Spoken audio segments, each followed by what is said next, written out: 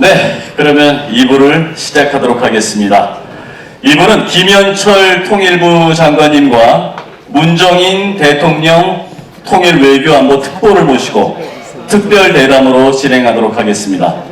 사회는 유승용 전 청와대 홍보수석이시며 현 남서울대 총장께서 수고해 주시겠습니다. 큰 박수로 맞이해 주십시오.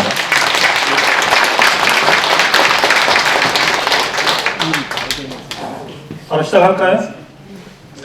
예, 반갑습니다. 지금 이 앞전에 행사가 좀 늘어지는 바람에 저희에게 원래 50분이 허용되어 있어서 7시 10분부터 시작되어 왔는데 지금 7시 25분입니다. 정말 귀하신 분 모셨는데 참 안타깝네요.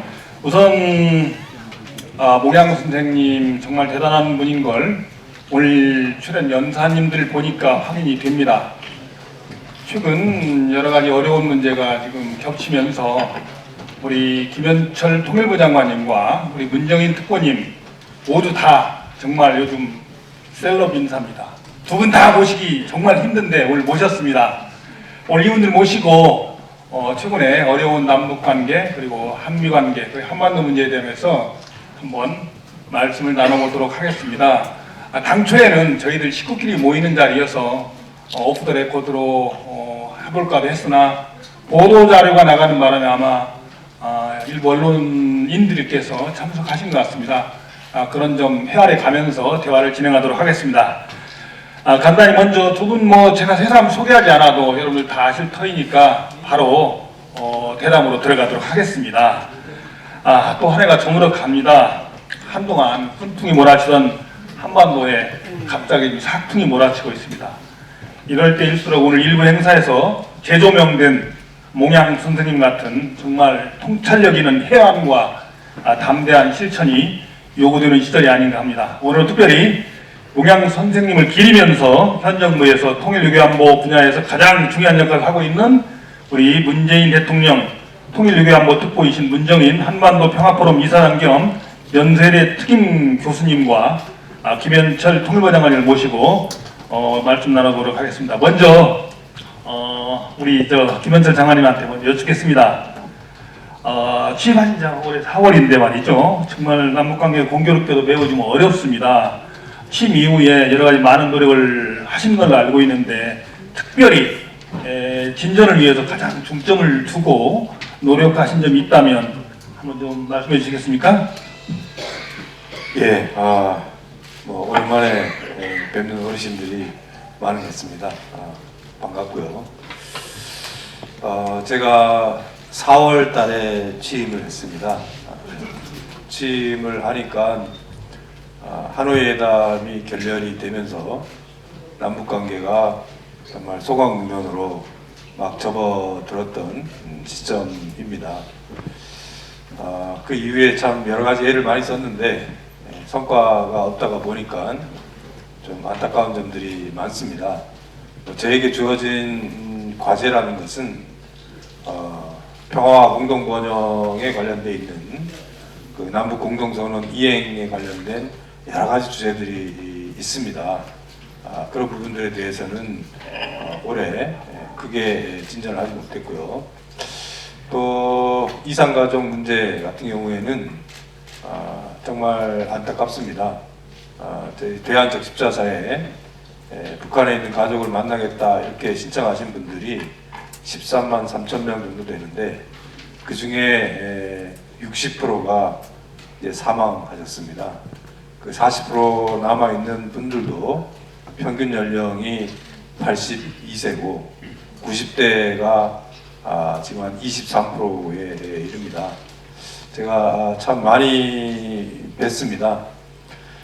많은 분들이 공통적으로 말씀하시는 것은 우리는 기다릴 시간이 없다 이렇게 말씀하십니다.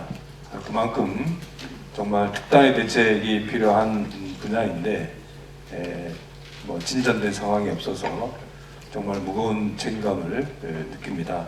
올해 제가 했던 것 중에서는 그러다 보니까 남북관계 소강 국면에서 가능하면은 좀 이 활성화 국면에 대비해서 좀 기반을 좀 다져봐야겠다 이렇게 해서 몇 가지를 했는데요. 그 중에 이제 가장 중요한 것은 이 분권형 대북 정책이라고 생각합니다. 대통령께서는 벌써 몇 차례에 걸쳐서 중앙 정부가 남북 교류 협력을 독점하던 시대는 지났습니다. 이제는 지방 정부와 또 민간이 함께 중앙 정부와 함께 교류 협력 시대를 열어야 됩니다 하는 차원에서 그래서 저희들이 지방 정부가 교류 협력의 주체가 될 수 있도록 법 제도적으로도 개정할 것은 개정을 했고 여러 가지 그 협력 체계도 갖추고 또 서로 소통도 하고 또 인도적 지원 단체들하고는 우리 북민협이라고 있습니다. 그 북민협하고는 그야말로 아주 모범적인 민간 협의체를 정례화해서 운영을 하고 있습니다. 그런데 이런 것들이 당권 관계뿐만 아니고 또 민간 차원의 교류도 맡기다 보니까 우리 국내적으로는 나름대로 제도적으로 개혁을 통해서 준비를 했는데 이게 현실화되지 못하는 또 상황이기도 합니다. 그리고 올해는 좀 준비를 했고 내년에 이제 본격적으로 추진을 할 텐데요. 이 비무장지대의 국제평화지대와 관련돼서도 나름대로 여러 가지 준비들을 많이 하고 있습니다. 이 적경협력이라는 것이 또 평화경제에서 차지하는 비중과 역할이 적지 않다 이런 생각이 들고요. 그리고 여기 계신 분들도 많은 기대감을 갖고 계신 영역들이 있습니다. 금강산 관광 재개나 개성공단 재개와 관련돼서도 더 노력해야 되지 않을까 하는 생각이 듭니다. 이상입니다. 예, 감사합니다. 문특보님께 여쭙겠습니다. 가장 따끈한 질문입니다. 오늘 새벽 유엔에서 열린 긴급 안보리에서 미국이 아마 북한에 대해서 여러 가지 경고성 발언도 하고 중국은 여기에서 견제 발언을 한 것 같습니다만 그런 것들을 포함해서 지금 북한과 한국 그리고 북미 관계 특히 거기에 관해서 연말에 지금 김정은 국무위원장께서 설정한 그 데드라인 관련해서 미국의 입장과 북한의 입장 이 문제에서 우리가 좀 취할 스탠스는 어떤 건지 한 말씀 좀 해주시죠. 너무 광범위해서. 예. 우선 북미 관계가 왜 틀어졌냐는 건 시작이 이제 하노이에서부터 시작을 했죠. 작년 6월 10일 싱가포르에서 그 싱가포르 선언 채택을 해서 그러니까 새로운 관계를 시작한다. 신뢰에 기초한 평화 체제를 만들어 나간다. 완전한 비핵화를 향해서 노력한다.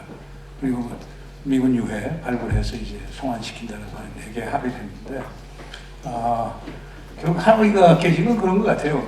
미국은 완전한 비핵화의 방침을 뒀고 북한은 완전한 비핵화를 하려고 하면은 결국 새로운 관계를 설정하고 서로가 신뢰할 수 있는 평화체제를 만드는 게 선결 요건이라고 제가 본 거고요.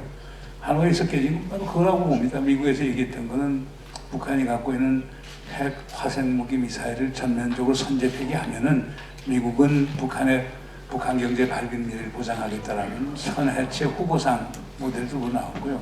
북한은 상당히 또 새롭게 들고 나왔죠. 영변 핵시설 연구위 그리고 완전히 폐기할 터이니 2016년 이후 유엔 안보리에서 채택한 5개의 제재 결의안 그 중에서도 북한의 민간 경제와 북한 주민들의 그 민생과 관련된 부분에 대해서 이제 제재 완화를 해달라고 하는데 이제 미국 측에서 그걸 거절을 한 거죠.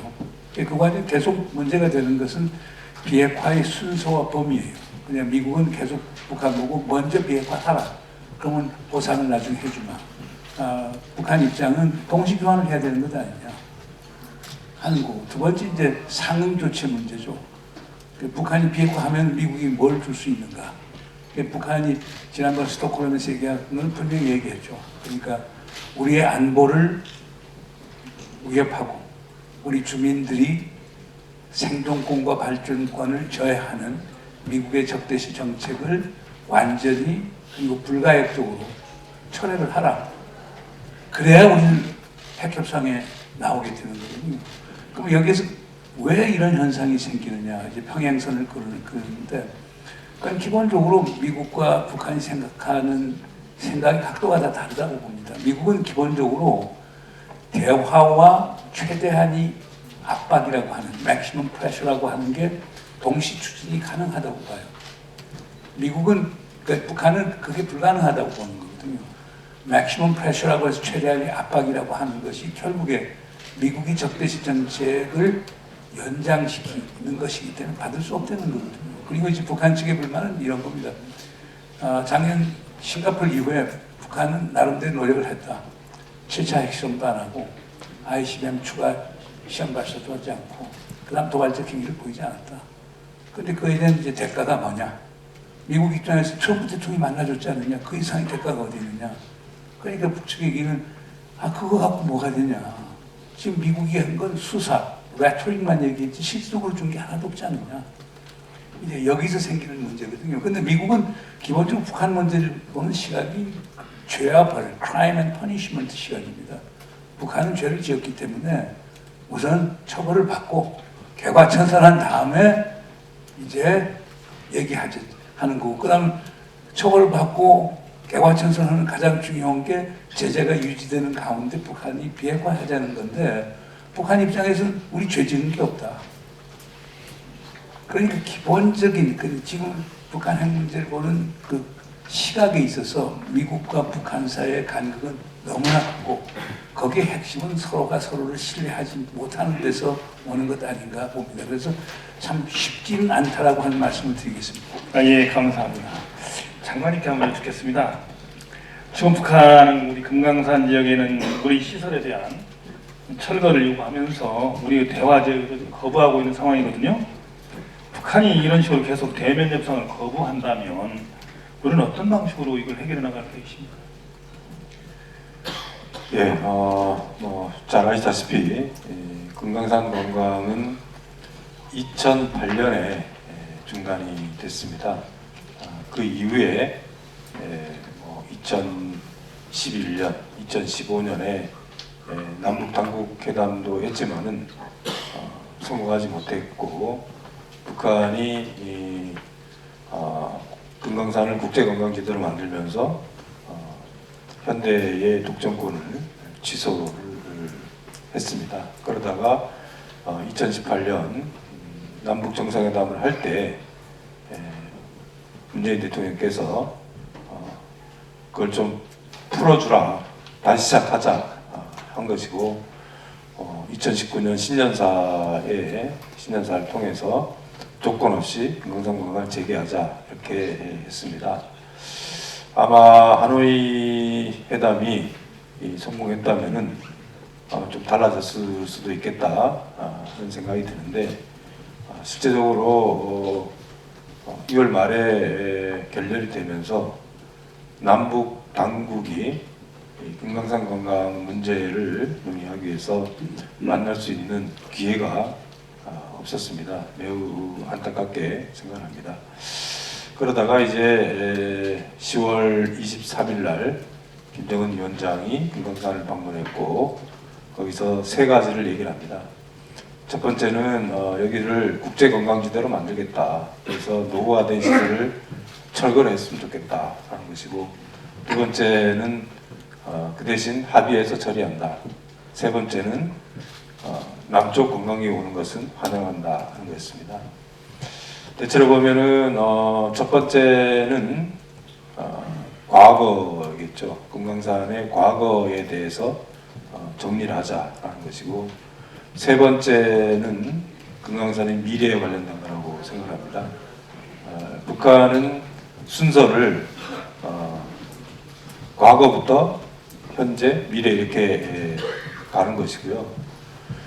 우리 입장에서는 이 좀 더 달라진 환경에서 북한이 어차피 관광에 대해서 지금 총력을 기울이고 있고, 원산 갈마부터 시작해서 전적으로 관광지대도 꽤 넓게 설정하고 있습니다. 그런 차원에서 보면은 미래에 일종의 9.19 공동선언에서 합의했던 동해안의 공동의 관광특구를 조성하는 문제와 관련돼서는 서로 이득을 볼 수 있는 지점이 있다고 생각합니다. 그런데 지금 1번, 즉 과거의 금강산을 어떻게 매듭을 지을 것인가 하는 관련돼서는 우리 입장에서는 기업의 재산권 보호도 중요합니다. 그것이 앞으로 금강산 관광을 하는 데 있어서 다른 기업에 주는 일종의 메시지도 있을 수가 있다고 생각합니다. 그래서 이 순서나 또 우선순위 이런 부분들 관련돼서 차이가 여전히 존재를 하고 있습니다. 정부 입장에서는 현대아산을 비롯해서 사업자들과 좀 긴밀하게 협의를 해 나가면서 남북 간의 차이를 좁히기 위해서 노력하고 있다고 말씀드릴 수 있을 것 같습니다. 예, 고맙습니다. 문 교수님, 북한은 올 연말을 북미 간 비핵화 협상의 일종의 그 데드라인으로 설정을 해두었습니다. 정말 이제 시간이 얼마 남지 않았거든요. 그 안에 가시적인 성과 도출이 불가능한 경우에 북한은 뭐 새로운 길을 모색하겠다는 등 이런 식으로 지금 그야말로 말전쟁을 아주 극단적으로 지금 하고 있는 상황입니다. 일부 측에서는 그 결과 자칫하면 마치 동북아판 쿠바 미사일 위기가 도래하지 않을까까지도 우려하고 있는 상황인데, 교수님께서 지금 향후에 이런 지금 트럼프 정부와 김정은 국무위원장 간의 이런 그 밀고 당김이 앞으로 북미 비핵화 협상에 어떠한 결과로 좀 치달을지 좀 객관적으로 한번 전망을 해주시겠습니까? 글쎄 뭐 이제 연말까지 뭐 한 18일밖에 남지 않았으니까 그 사이에 미국과 북한의 지도자들이 아주 통큰 담판을 해서 북미 협상을 정상화시키면 제일 좋은 건데, 그렇지 않았을 경우에는 이제 북에서는 새로운 길을 가게 되는 거거든요. 그럼 새로운 길이 뭐냐? 뭐 거기에 대한 뭐 논의들이 많습니다. 그러나 크게 잡으면 한 4가지 정도가 되는 것 같아요. 첫째는 이미 북에서 여러 차례 얘기했지만 더 이상 비핵화 협상을 하지 않겠다는 거거든요. 그러니까 비핵화를 협상의 테이블에서 내려놓게 되는 거니까, 그럼 비핵화 협상 안 한다는 것은 결국 핵무기 보유를 기정사실로 해서 미국하고 핵군축 협상을 하겠다고 나올 가능성이 상당히 많을 거거든요. 북한의 이제 위상이 달라지겠죠. 두 번째로는 그렇게 되면 이제 미국의 제재, 국제사회 제재는 더 강화가 될 거니까 제재를 극복하기 위해서는 결국 자력갱생의 길을 강화시켜 나가겠다. 이미 그거는 뭐 김정은 위원장이 백두산 가서도 강조했고, 요즘 북한 노동신문이나 조선중앙통신 보면 자력갱생이라는 말이 가장 많이 나옵니다. 그 자력갱생이 가게 되는 거고. 그러나 이제 여러분 잘 아시다시피 북한 혼자서 이렇게 자력갱생으로 자급자족체제로 진짜 100% 주체의 길로 나갈 수는 없기 때문에 결국 중국과 러시아하고는 외교적 협력을 계속해 나갈 것 아니냐. 그러니까 이 세 대목까지만 해도 이제 언술적인 게 많고 하나의 비전을 제시하는 건데, 네 번째가 좀 문제겠죠. 행동으로 보이겠죠. 행동으로 보인다라고 하면 지금 우리가 걱정하는 건 이번에 이제 동창리에서 미사일 엔진 실험을 했다는데, 그게 이제 뭐 고체 연료냐 아니면 액체 연료냐 이거 갖고 논쟁도 하고 있고, 그 다음에 이제 분명한 거는 이제 거기서 나올 게 이제 인공위성을 쏠 거냐 아니면 ICBM 대륙간 탄도미사일을 쏠 것이냐, 요거에서 갈림이 있는 건데, 그러나 뭐 인공위성을 쏘든 대륙간 탄도미사일을 쏘든 ICBM을 쏘든 기본적으로 이치는 대륙간 탄도미사일 엔진 성능 테스트하는 시험이 될 거거든요. 그러니까 이제 미국을 포함해서 국제사회에서 상당히 이제 강하게 나올 거고, 특히 만약 ICBM을 시험 발사한다라고 하면 트럼프가 우리가 생각하는 것 이상의 더 강력한 반응을 보일 수도 있다고 봅니다. 그게 이제 큰 쟁점이 될 것이고, 그러나 이제 항상 북은 북미 관계뿐만 아니고 그걸 우리 남북 관계를 거기에 접질러서 보기 때문에 뭐 서해안 쪽에서도 어떤 군사적인 행동을 할 가능성도 있겠죠. 그러니까 이런 것들이 왔었을 때, 특히 네 번째 행보가 왔었을 때 미국은 어떻게 나올 것이고 한국은 어떻게 나오실 거고 한미 공조는 어떻게 할 것이고, 그리고 이 관련해서 중국, 러시아하고는 우리가 어떻게 협력해야 될 것인가, 이게 상당히 큰 외교적 과제가 될 겁니다. 그래서 제가 볼 때는 크게는 그 네 가지 가능성이 있는 것 아니냐, 그렇게 보고 있습니다. 예, 감사합니다. 장관님, 문 교수님께서 국무관계를 중심으로 전망을 해주셨는데 여기에 대해서 지금 우리 정부의 역할이 매우 지금 소극적이지 않느냐 뭐 이런 또 논란도 있고 관측도 있습니다. 우리 통일부 입장은 어떠신지요? 예. 문 교수님은 또 특보의 직함을 갖고 계시지만은 예, 하여튼 좀 자유롭게 말씀하시는 입장이고요. 아무래도 제 입장에서는 좀 조심스러울 수밖에 없습니다. 뭐 최근에 와서 여러 가지 전망들이 있습니다. 그렇지만 이 또 비관적인 전망을 낙관적인 전망으로 또 전환하는 그게 저절로 되는 건 아닌 것 같고요. 나름대로의 어떤 의지와 노력 이런 게 굉장히 중요하다고 생각합니다. 뭐 그런 차원에서 제가 처음에도 말씀을 드렸지만은 성과가 없기 때문에 애를 쓰는 것이 잘 보여지지 않고 드러나지 않는 측면도 있다고 생각합니다. 그런 차원에서 지금 이 순간에도 정말 북미 협상이 재개되고 또 이 합의들이 이행할 수 있는 환경과 또 그 차이들을 좁혀나가기 위한 해법을 마련하기 위해서 노력을 좀 많이 하고 있다는 생각을 하고 있고요. 남북 관계도 마찬가지로 여러 가지 어려운 점들이 적지 않지만은 대통령께서도 그렇고 저희도 그렇고 평화 경제라는 것이 얼마나 소중하고 절실하고 우리에게 필요한 것이냐 하는 데에 대해서는 공감을 갖고 노력하고 있다 이렇게 말씀을 드릴 수 있을 것 같습니다. 예. 정말 공식적 입장으로 오해될 소지 때문에 우리 장관님께서 매우 지금 말씀이 이제 뭐 여러모로 신중하십니다. 조금 여유롭게 문 교수님께서 좀 아니 뭐 우리 정부 입장은 그렇습니다. 사실상 2017년 우리 엄청난 위기 오지 않았습니까? 위기를 반전시킨 데는 사실상 문재인 대통령의 역할이 가장 컸죠. 그때는 정말 북미과 관계 촉진자도 역할도 했고 중재자 역할도 했고 중간자 역할도 했고 2018년에 평화로의 반전이라고 하는 것은 사실상 우리 문재인 대통령 역할이 상당히 크다고 봅니다.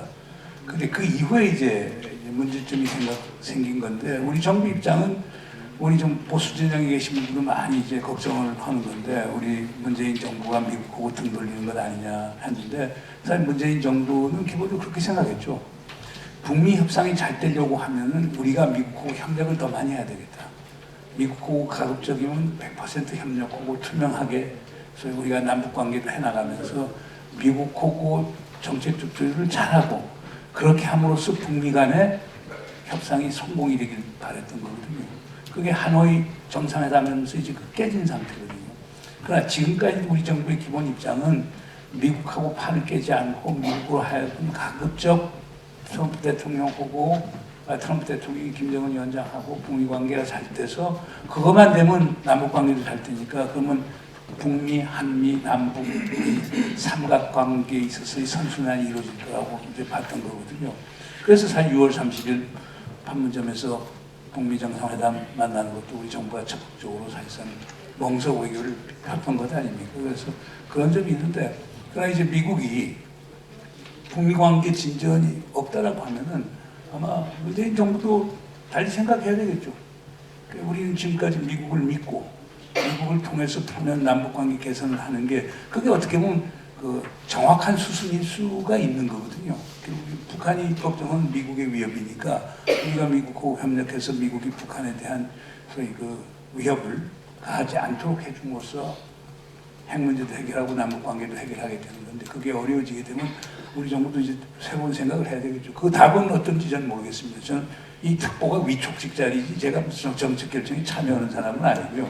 우리 저 김현철 장관은 이제 정식으로 임명직 자리니까 정책 결정에 참여를 하고 이 특보는 위촉직 자리예요. 그러나 하나 분명한 거는 미국도 지금 자꾸 북한만 생각하지만은 지금 북한하고 협상해서 큰 진전을 못 보게 되면은 아주 문재인 대통령 지지하신 많은 분들이 문재인 대통령에 대해서 불만을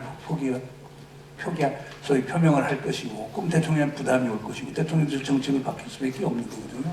그러니까 미국은 자꾸 한국은 쉽게 해서 우리랑 다 일심동체로 나간다고 생각하고 북한만 걱정을 하는데, 만약 북미 협상이라는 게 진전이 안 되면은 한국 변수도 달리 작용할 수 있다는 것을 미국도 좀 알아야 될 거라고 저는 봅니다. 예, 감사합니다. 장관님, 저 곤혹스러운 질문 추가로 좀 더 드리겠습니다. 정부가 지금 북미 간의 비핵화 협상 진전에 우선순위를 주다 보니까 남북 관계가 경색 국면에 이르게 됐다. 또는 정부가 금강산 관광이나 개성공단 재개 등 남북 관계보다 더 적극적으로 나설 필요가 있지 않느냐 하는 지적들이 많습니다. 여러모로 어려운 점이 많겠지만 이런 지적들에 대해서 장관님 생각은 어떠십니까? 네, 늘 그런 한편으로는 또 질책이지만은 또 다른 한편으로는 격려의 말씀으로 생각을 하고 있습니다. 역사적으로 보면은 이게 우리가 남북미 삼각관계라고 그러는데 대체로 한반도 정세가 전진할 때는 남북 관계와 북미 관계가 선순환했다. 그리고 그 과정에서의 한미 관계도 이 남북미 삼각관계의 세계의 양자 관계가 다 잘 돌아갈 때 한반도 정세는 전진할 수 있었다라는 것이 경험적으로 우리가 확인할 수가 있을 것 같습니다. 그러나 이제 돌이켜 보면은 국면에 따라서는 북미 관계가 한 발짝 더 먼저 갈 때도 있었고, 또 남북 관계가 또 한 발짝 더 먼저 갈 때도 있었던 것 같습니다. 그런 차원에서 이 남북 관계의 공간을 어떻게 확보하고 유지하고 발전시킬 것인가 하는 것이 또 통일부 입장에서는 가장 중요한 과제이기도 합니다. 제가 최근에 와서 창의적이고 새로운 사고가 필요하다라고 강조를 많이 하는데, 이 창의적이라고 얘기하는 것은 그만큼 복잡하기 때문입니다. 이게 2000년대 초반에 우리가 6.15 정상회담을 할 때의 상황이라든가 또는 2007년 우리가 2차 정상회담 할 때까지의 상황하고는 또 달라진 부분들도 적지 않습니다. 동북아 지역 질서의 성격도 굉장히 달라졌고, 또 제재 메커니즘이 작동하는 방식도 과거하고는 비교할 수 없을 정도로 아주 세부적이고 촘촘하게 작동을 하고 있는 것도 사실입니다. 북한의 전략적 우선순위, 산업정책이라든가 경제정책이라든가 북중 관계나 등등 여러 가지 차원에서 그런 부분들을 종합적으로 고려를 해야지 해법을 찾을 수 있다라는 차원에서 창의적이라는 단어들을 쓰고 있는 것이고요. 또 그렇기 때문에 과거의 경험 속에서 교훈을 찾지만은 동시에 이 달라진 환경을 충분히 고려해서 그야말로 새로운 사고가 필요하지 않을까 하는 생각이 많이 듭니다. 그래서 여러 가지 부분들에 대해서 남북 관계의 공간의 중요성에 대해서 충분히 인식하고 있다는 점을 다시 한번 좀 강조드리고 싶습니다. 여기서 제가 이제 하나 말씀하시면요, 그 북측도 좀 변해야 되는 것 아닌가 생각이 됩니다. 작년 3월 5일, 6일 우리 정의용 실장하고 송은 원장이 평양을 갔을 때 결국 합의한 게 직통전화 가서를 합의하지 않았습니까? 지금 사실 작동 중에 있거든요. 저는 상황이 그렇게 되면 김정은 위원장이 우리 문재인 대통령에 전화라도 한 통화 해야 되는 거 아니냐. 그리고 남북이 협의를 하고 그래서 공동으로 풀어나가야 되는데 북측에서는 그런 태도를 전혀 안 보이고 있거든요. 결국 생각해 보세요. 북한 핵 문제가 풀려서 정말 평화의 기운이 온다라고 하면은 결국 가장 뭐 경제 분야 포함해서 모든 분야에서 협력하고 교류할 대상은 우리 남측이란 말이에요. 그렇다면 북측도 지금 상황을 이렇게 위기 상황으로 가는 것도 좋은데 그 위기를 예방하는 건 상당히 중요하고 그렇다면은 결국 남과 북이 얘기를 해야 되는 것 아니에요. 그래서 저는 그건 좀 북측도 좀 고려해야 될 필요가 있지 않느냐. 우리를 완전히 무슨 한 잉여적 존재로 간주해서 우리는 마치 미국의 그림자처럼 이렇게 간주를 하는데 그렇지 않지 않습니까? 우리 여러분 여기 와 계신 많은 분들도 자주적인 그런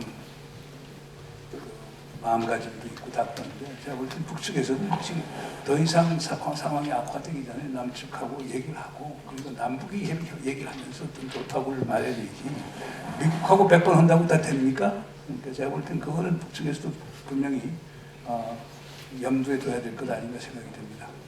예, 문 교수님 고맙습니다. 그 이제 마지막 시간 때문에 우리 몽양 선생님의 여러 가지 그 과거의 행적, 그 다음에 업적 등과 관련한 질문 남겨두고요. 지금 교수님께서 말씀하신 것에 덧붙여서 한 말씀을 여쭙겠습니다. 지금 사실 재선을 지금 노리고 있는 트럼프로서는 특별히 내세울 만한 본인의 업적이랄까 이런 게 없는 한국에 그나마 그래도 김정은을 내가 좀 묶어뒀다. 북한 핵 문제를 좀 해결을 사실상 지금 해가고 있다. 이거 아니겠습니까? 뭐 노벨 평화상 얘기까지 나왔습니다만 그런 차원에서 지금 재선을 앞둔 트럼프의 지금 향후 트럼프 정부의 향후 행보 간단히 한 말씀 좀 전망해 주시죠. 그래서 지금 제가 지금 미국이 지금 트럼프에 대한 생각이 조금 하자가 있는 것 아니한가 하는 느낌이 듭니다. 그러니까 트럼프는 대선 국면에 있고 그 다음에 탄핵 국면에 있다. 그러니까 북에서 좀 강하게 나가더라도 트럼프는 군사적 행동 같은 걸 못할 거라고 생각하는 게 강한 것 같은데 좀 그렇게 보지는 않습니다. 트럼프의 목적은 재선 이외에 다른 목적이 없습니다. 그러면은 자 북한이 저렇게 가령 강공으로 나왔을 때 그걸 수용하는 게 대선에 도움이 되는가 아니면 강한 군사적 행동을 통해서 응징을 함으로써 대선의 표를 많이 얻겠는가 이 계산을 많이 할 겁니다. 그런데 그런 점에서 보면 트럼프 만약에 북에서 ICBM을 쏜다 트럼프 군사적 행동 가능성 되지 못합니다. 저는 걱정하는 게 바로 그 점입니다. 근데 많은 분들은 제가 어저께 오바마 클린턴 행정부 때 국무부에 국무부 차관보 했던 사람들만 오후 내내 토론을 할 때도 그분들도 얘기가 그래요. 탄핵 국면, 그리고 대선 국면 때문에 트럼프가 강한 정책을 북한에 못 쓴다라고 하는데 저는 꼭 그렇게 생각하지는 않거든요. 그러니까 북측에 있는 지도급 인사들도 그런 개연성, 왜냐하면 한반도 전쟁은 어떤 수가 있어도 막아야 되기 때문에 그런 개연성까지 고려하면서 대북 정책을 펴야지 그냥 워싱턴에서 주류 세력들이 얘기하는 것 대선 때문에 탄핵 때문에 트럼프는 군사행동 같은 강한 거 못해 라고 관성에 젖은 생각을 하게 되면 상당히 어려움이 될 수도 있기 때문에 북측도 다시 신중하게 트럼프 대통령의 행보에 대해서 살펴볼 필요가 있지 않는가 생각이 됩니다. 예, 그 참 새로운 지적인 것 같습니다. 원래는 지금 플로어에서 질문을 좀 받아가지고 한두 문제 정도 추가 질문을 할 예정이었는데요. 지금 우리 또 두 분 다음 스케줄이 계시고 해서 마지막 몽양 선생님 견주은 질문으로 오늘 대담을 마무리하도록 하겠습니다. 죄송합니다. 아시는 바대로 몽양 여운형 선생께서는 평생을 조국의 독립을 위해 애쓰셨고 또 광복 이후에는 저우합작 그다음에 통일정부 수립을 위해서 헌신하셨습니다. 늦었지만 우리 후손들이 몽양 선생의 간절한 소원을 기억하고 꼭 현실로 이뤄내야 할 것이라고 생각합니다. 이런 말씀에 견주어서 두 분 마지막 마무리 말씀 한 말씩 부탁드리겠습니다. 우리 장관님께. 예. 몽양 선생님이 좌우합작을 위해서 노력하던 시점에 우리는 실패했지만 또 성공한 사례들이 있습니다. 오스트리아 같은 경우에는 분단이 예정되어 있었지만은 좌우합작을 통해서 통일 정부를 수립했던 경험들도 있고, 핀란드 같은 경우에도 소련과의 겨울 전쟁을 마친 상황에서 일종의 좌우 연정을 통해서 안정적인 국가 수립을 성공시킨 경험들이 참 부럽기도 합니다. 통일부 입장에서 여러 가지 일들이 있지만은 통일 문제에 대한 국내적 합의 구조를 어떻게 마련할 것인가 하는 것이 저희들이 안고 있는 또 굉장히 중요한 과제이기도 합니다. 돌이켜 보면은 이 초당적 협력이라는 것은 늘 강조를 합니다. 그리고 초당적 협력에 관련된 제도도 굉장히 많습니다. 지금 현재. 그렇지만 그것이 잘 작동하고 있느냐 하는 질문을 던졌을 때는 여전히 굉장히 미흡한 게 사실이고요. 그래서 저희 입장에서는 이 초당적 협력의 사회적 기반을 조금 길게 생각하고 좀 하나하나 만들어가야 되지 않을까라는 생각을 합니다. 그래서 올해 통일부에서 좀 의욕적으로 추진하고 있는 것이 이 사회적 대화라는 것인데요.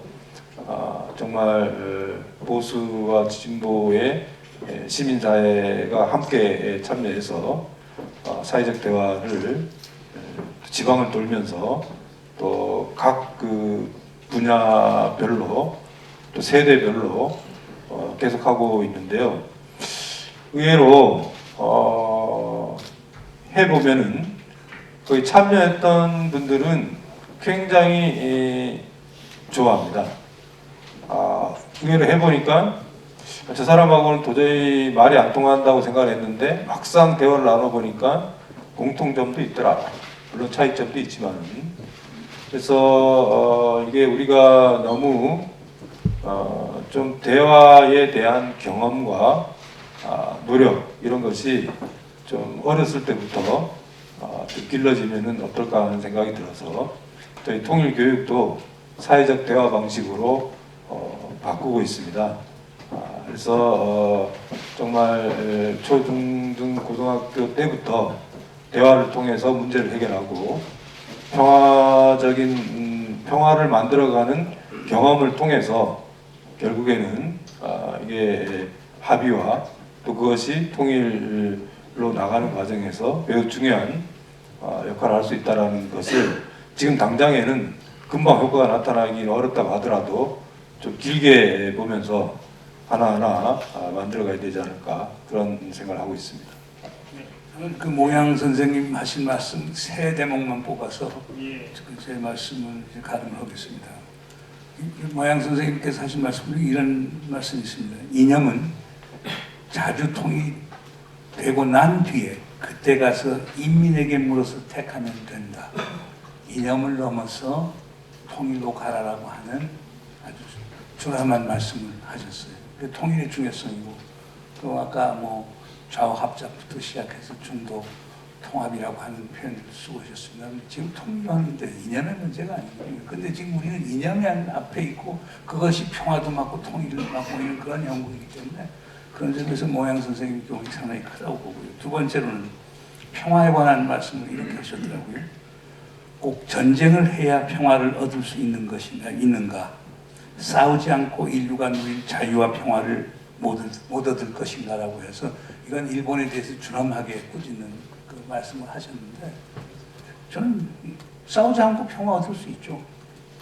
근데 우리는 전부 다 싸움을 해야 평화를 얻을 수 있다고 생각하고 그런 파단이 다 우리 사회에 많이 만연되고 있죠. 그러니까 북은 우리가 이겨야 할 상대, 패배시켜야 할 상대라고 생각하고 그리고 어떤 분들은 전쟁을 감수하고서라도 우리는 평화를 만들겠다라고 하는 분들에게는 상당히 좋은 교훈이 아닐까 생각이 되고요. 또 이런 대목이 있더라고요. 겁장이들이 어떻게 통일을 할 수 있겠는가? 큰 이익, 민족 이익을 쫓아서 대담하게 통일을 추구하라는 말씀이 있는데 또 통일을 하기 위해서는 결기가 필요하거든요.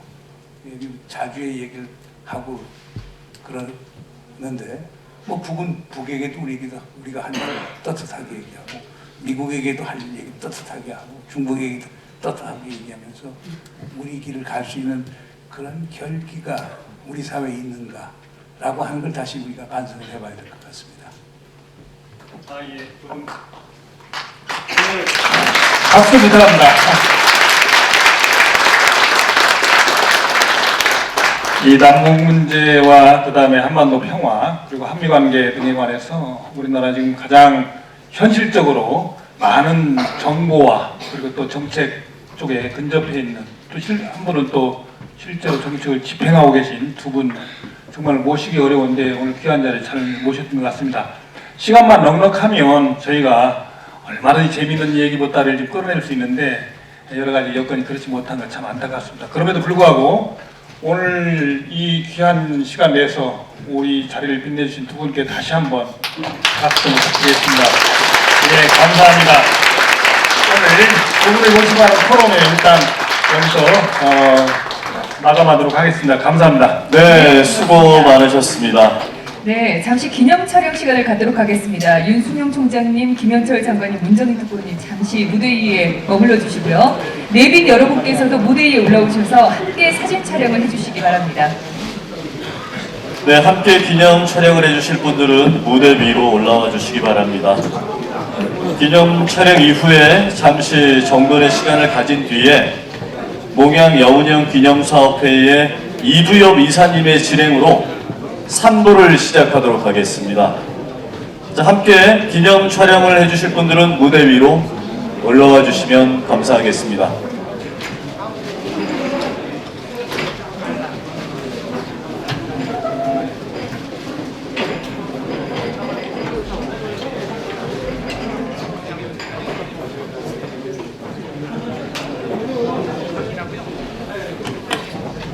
자, 아까 내빈으로 호명되신 분들만 올라와 주시면 감사하겠습니다. 너무 인원이 많으셔서 다 올라오시면 진행이 좀 어려울 것 같습니다. 내빈으로 호명되신 분들만 위로 올라와 주시면 감사하겠고요.